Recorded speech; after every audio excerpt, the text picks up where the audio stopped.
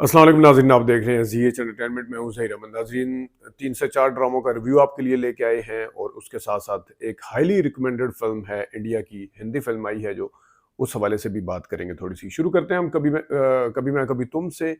कभी मैं कभी तुम जो है ड्रामा, वो इस वक्त 28वीं और 29वीं किस्त आपने देखी है। उसमें तमाम टीआरपीज़ के जो रिकॉर्ड हैं वो भी टूट चुके हैं और जो सोशल मीडिया के ऊपर, यूट्यूब के ऊपर उसके व्यूज़ हैं वो भी तमाम रिकॉर्ड तोड़ चुके हैं।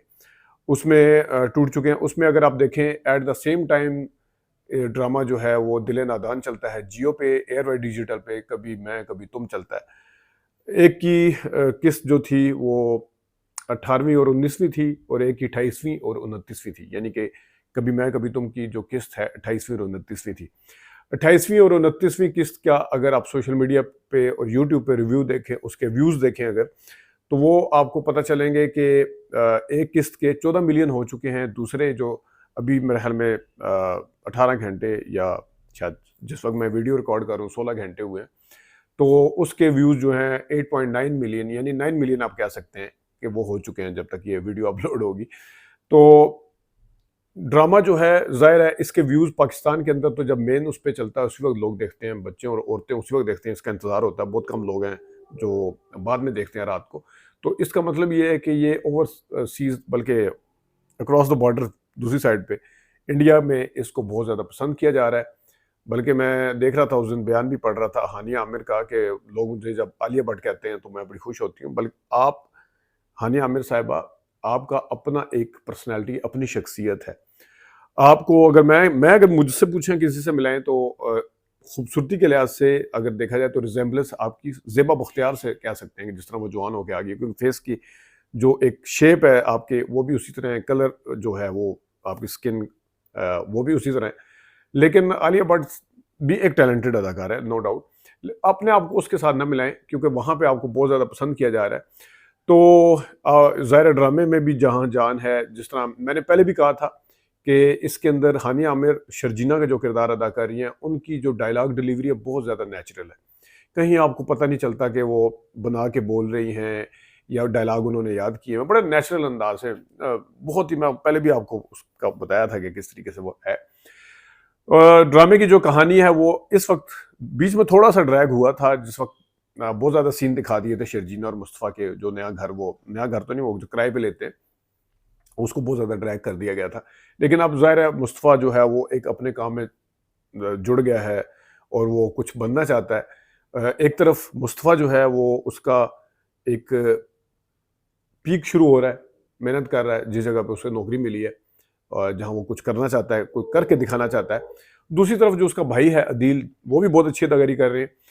वो जो है वो डाउनफॉल की तरफ है, उसका ज़वाल शुरू हो चुका है। लोग जो खुश हो रहे हैं कि उसके साथ ऐसा हो रहा है, बल्कि मैं तो कहूँगा कि वो अदील से ज़्यादा तो अदील की अम्मा यानी बुशरा आपा जो है बुशरा अंसारी साहबा, वो इतना अच्छा किरदार कर रही है, उन पे ज़्यादा गुस्सा आ रहा है कि किस तरीके से वो हर बात उनकी मान रही है। मतलब है कि अपने छोटे बेटे को तो बिल्कुल ही वो फारिग किया हुआ है, हर चीज़ उनकी मान रही है क्योंकि पैसे लगाता है।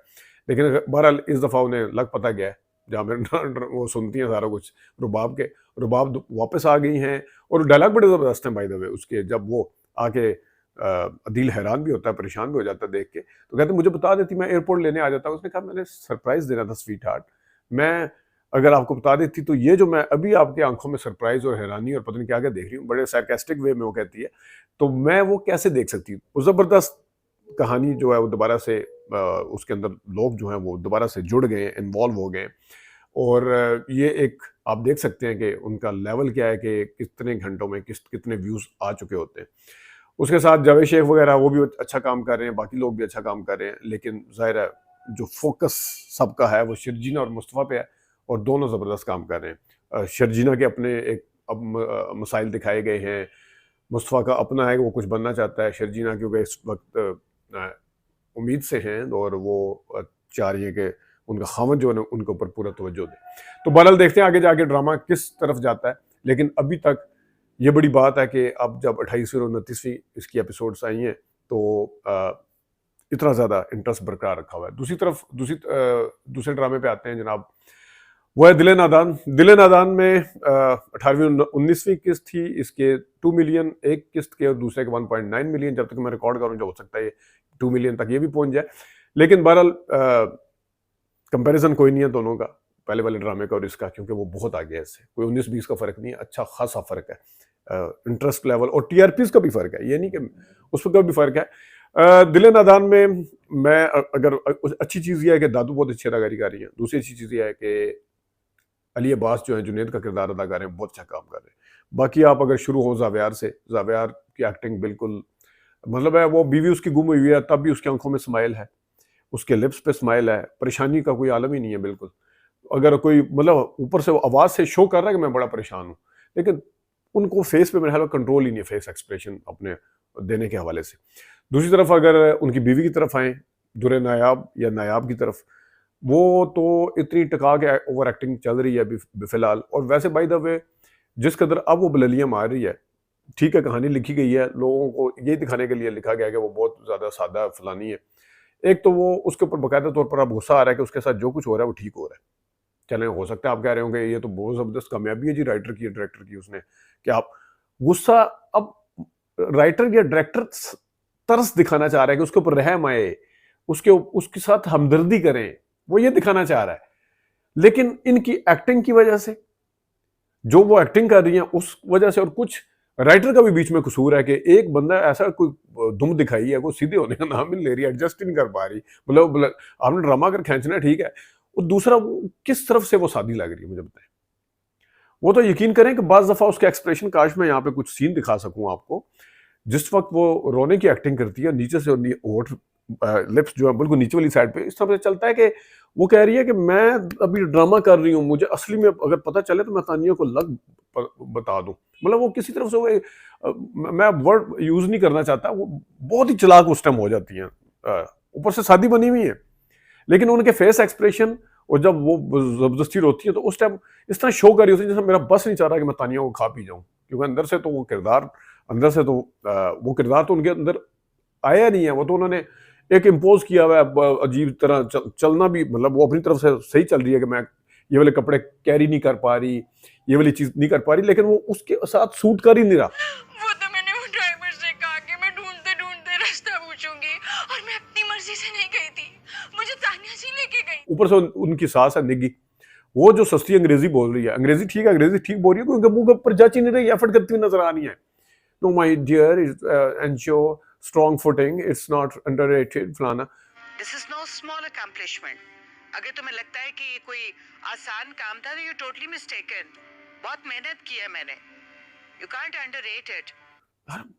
कम ऑन, ये सस्ते अमीर होते हैं ना, नए नए अमीर होते हैं। अब इसमें तो बड़ा वो दिखाया, मैं पहले भी कहा था कि राइटर के अंदर क्लियर ही नहीं है कि ये सस्ते अमीर हैं या वाकई अमीर हैं, ये नौदौलती हैं बाद में अमीर हुए हैं, या पीछे से बैकग्राउंड क्या है, क्योंकि वो तो अब बता रही है एनजीओ फलाना खवातीन के साथ, वो कहीं से लगी नहीं रही।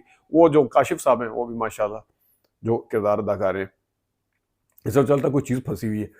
और उसके अलावा बाकी बस जुनैद जो है वो ठीक है, अदरवाइज तो इसके अंदर ड्रामे के अंदर उस तरह का कोई इंटरेस्ट नहीं। कहानी की वजह से शायद देख लें कि लोग आगे आगे चल के होता क्या है। एक और ड्रामा शुरू हुआ है नादान, उसका हम नहीं देख सके, 2 किस्तें आई हैं। अहमद अली अकबर पहले किस्त के अंदर उन्होंने अपना लहजा बहुत ज़बरदस्त किया, परिजाद से और इडियट से हट के उनका लहजा था। वाकई उसके अंदर SHO हैदर नजर आया, उन्होंने स्टाइल चेंज किया। एक उनका मुझे थोड़ा सा प्रॉब्लम है उनके साथ कि उन्होंने नीचे SHO वगैरह इस तरह की चीज़ें रखते नहीं है। उनकी मूछों का स्टाइल भी बड़ा अजीब सा है वैसे, लेकिन ये चीज़ जो है ना ये इतनी सी दिखाई है, जिस जामनगर वगैरह में जिस रिमोट उससे आए हैं वो, या जो उनका बैकग्राउंड है उस तरह वो बिल्कुल इन्होंने फैशन के तौर पर हो सकता रखी हो, SHO के तौर पर वो उसके ऊपर सूट नहीं कर रही है।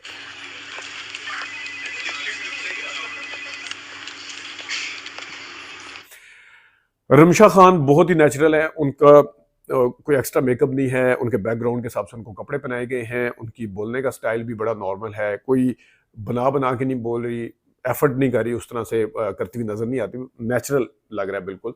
मतलब उनको वो कमर्शियल, मैंने उस दिन भी बताया था कमर्शियल के हवाले से, मारिया मेमन साहबा जो बड़ी एंकर हैं एयर वाई पे, आवाज़ और कुछ चेहरे की बनावट उनकी उस तरह लगती है, आवाज़ तो है ही उसकी उनकी तरह। अब जो पीर साहब हैं सुभान साहब नादान में, ये आगे जाके मुझे लगता है डिजास्टर साबित होंगे, बल्कि हो रहे हैं, अभी हो चुके हैं, 2 किस्तों में ही हो चुके हैं, क्योंकि उनके किरदार के अंदर जान बहुत है, लेकिन उनको कंसीव करना नहीं आया। बहुत ही अंडररेटेड सा हो गया वो किरदार, जितना उसका एक दबदबा दिखाना चाहिए था अब देखें वो सलीम मिराज कश्फ में काम किया था, पीर बने थे, पता चला था। ये आसिफ रजा मीर नोक जो झोंक सरकार में पीर तो नहीं था वो, मतलब एक पीर अली था, वो क्या नाम होता है उसका, वो पता चला था। हाँ, पीर का जो बंदा तैयब है वो बहुत अच्छी अदाकारी कर रहा है, नॉर्मल अदाकारी कर रहा है, वो मजा आ रहा है देख के उसको। मुझे वो उसका झोंक सरकार में जो आसिफ रजा मीर का बेटा था वो याद आ गया, उसने बड़ी अच्छी अदाकारी की थी, वो लंबा सा जो है। ये ड्रामा आगे चल के देखते हैं कि किस तरफ जाता है, लेकिन अहमद अली अकबर पहली वाली में जरा ज्यादा शायद पहली किस्त थी तो एकदम अपने आप को एसएचओ समझ रहे थे। दूसरे में थोड़ा सा वो नॉर्मल हो गए। शायद इसकी वजह ये है कि पहले वाली किस्त में वो तो रेड शेड करते हैं, तो रेड करते हुए वो और तरीके से बोलते हैं जिस तरह एक होता है। तो यहाँ पे इस दूसरी एपिसोड में चले मैं बेनिफिट ऑफ डाउट दे देता हूँ, उसके ज्यादा सीन जो थे वो रिमशा खान के साथ थे, यानी डॉक्टर के साथ थे। तो देखते हैं आगे जाके ये ड्रामा किस रुख जाता है। जफ़ा जो है वो दोबारा से मैंने कहा था कि हसन की, पहले भी मैंने कहा है कि हसन की और जो डॉक्टर ज़ारा है उनकी कहानी ज़्यादा इंटरेस्टिंग है एज़ कम्पेयर टू अंदलीब और जो नुमैर है उसके मुकाबले में। तो ये देखते हैं ये वाला ड्रामा अब, क्योंकि दोबारा से वो उस तरफ आ गया और उसका मैसेज बहुत अच्छा है कि पेरेंट्स को उस तरह मजबूर नहीं करना चाहिए किसी इस तरह के बंदे के साथ रहने के लिए, और लड़की को भी खुद मजबूर नहीं होना चाहिए, और एंगर कंट्रोल और जिस तरीके से वो उसको धोखा देता है, तो उस हवाले से ये वाली एपिसोड तो बहुत ही ज़बरदस्त किस्म की थी, और वो पिटाई विटाई और जिस तरीके से तशद्दुद हुआ वो देखने वाला था। अगला ड्रामा जनाब गैर जो है उसके अंदर मज़ा आया देख के उसको भी। गैर के किरदार में जो फरजाद है वो अब दोबारा से क्या मतलब अब उसके साथ हमदर्दी हो रही है, क्योंकि वो वफा के साथ हमदर्दी कर रहा है।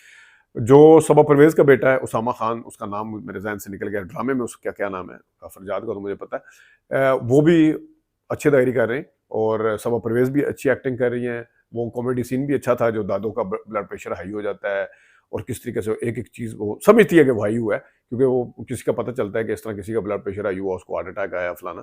तो इस तरीके से वो अच्छे तरीके से अच्छा सीन था मुज़ाहिया। फिर वो मुनव्वर सईद भी उनके जो खामद है आगे, एहसान लाई के क्या नाम है, वो आगे कहते हैं कि जनाब तुम तो चुप करो, नौकरानी ओढ़ रही होती है। वो भी अच्छा सीन था। आगे वफा जो है उशना, वो बहुत अच्छा काम कर रही है, उनके साथ जो उनकी फरजाद की जो बहन है वो भी बहुत अच्छा किरदार अदा कर रही हैं। आगे चल के ज़ाहिर ड्रामा जो है इनकी शादी यकीनन मुझे लग रहा है उनके उसामा खान के साथ हो जाएगी, ये वहाँ पे ले जाएंगे। अभी इल्ज़ामात का सिलसिला जारी है उनके ऊपर, क्योंकि उनको तो कोई कबूल करने के लिए तैयार नहीं है। तो आगे स्टोरी जिस टाइम फरजाद के साथ बड़ा कुछ होने वाला है, वो मतलब वो उसके साथ आपको यकीनन हमदर्दी होगी बाद में। शुरू में तो गुस्सा आता था जिस तरह वो सख्त दिखाया है, लेकिन बाद में उनके आंसू देख के आपको लग रहा है कि उनको शादी ना होने का कितना दुख होगा, और वो भी उनका सबसे बड़ा रकीब ले जाता है, लेकिन कुछ गलत फहमियों की बुनियाद के ऊपर ये सारा कुछ होता है। तो आगे देखते हैं कि यासिर नवाज साहब बहुत अच्छी डायरेक्शन दी है उन्होंने। पहली एपिसोड में मुझे लगा था जिस तरह बहुत ज़्यादा फैला दिया गया। फरहान आगा का जो किरदार है वो थोड़ा सा दबा सा है बीच में as compared to Babar Ali का किरदार आगे जाके बहुत अच्छा होने वाला है, क्योंकि वो ज़ाहिर है कहीं ना कहीं जाके उसकी अपनी बेटी वफा के लिए मोहब्बत जागेगी कहीं ना कहीं। फिर उसकी बीवी किस तरह रिएक्ट करेगी, मलाहट जो है वो किस तरह से रिएक्ट करेगी, ये देखना होगा। लेकिन यासिर नवाज बहुत तगड़े टीवी के और फिल्मों के डायरेक्टर हैं। कम प्रोजेक्ट करते हैं लेकिन अच्छे करते हैं, और जब भी करते हैं उनका नाम होता है। बल्कि मेरे से अगर पूछे, एक ड्रामा था थोड़ी सी वफा चाहिए, मैं ड्रामे देखने बिल्कुल छोड़ दिए थे।